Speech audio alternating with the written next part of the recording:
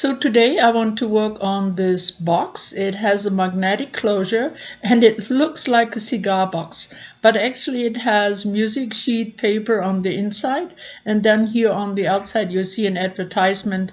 So it was part of an opera production, but it's a great box to alter. Any box will do. Now here I have a piece of cardstock. I cut it apart because I want to decorate the top here first. Now from here on, every step I take is pretty easy to follow. So like always, all my mediums will be in the captions, and I will talk to you in just a wee bit. Enjoy.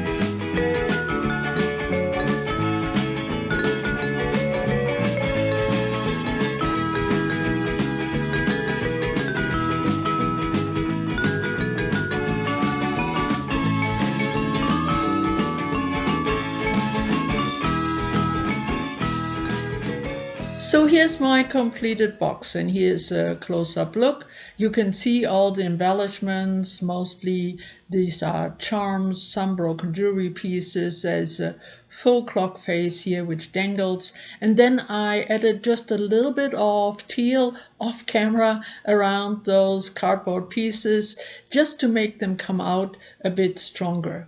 Now on the back is a simple piece of craft paper to clean it all up nicely. And here on the inside, I really didn't do anything because the paper is very clean and perfect, and I like the music sheet look.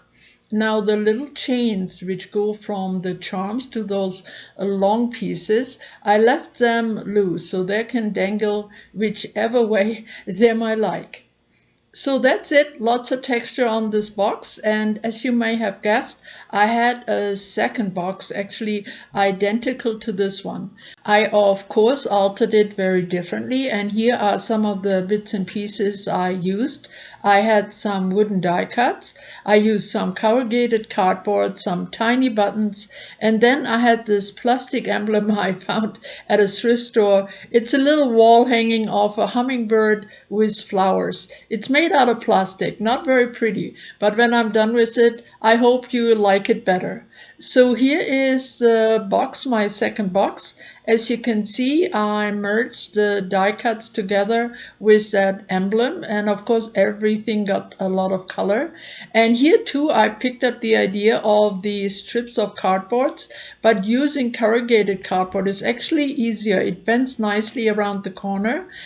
So you don't have to cut it. Even here on the front where I need to open the lid, I added it in one piece and then just cut it apart after it was dry. So I added the little buttons, as you can see. And here are some of the colors I used. These are for the background. I also created texture by using these shaved eyes just on the very top. I used some teal for the edges. And the box was covered first in white gesso, but the bird and the flowers in black gesso. And then I added the light and the teal to it. So as you can see, there are also some little micro beads here and there just to give it a little more interest.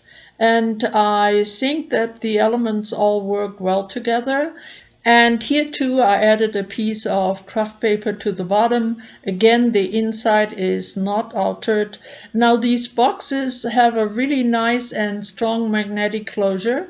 They are a great size and were easy to alter, but any box can be changed into something completely new. It's a great way to use up some of your doodads, and it's a lot of fun. So give it a try. I hope you enjoyed today's video. I get to see you soon again. Bye bye for now.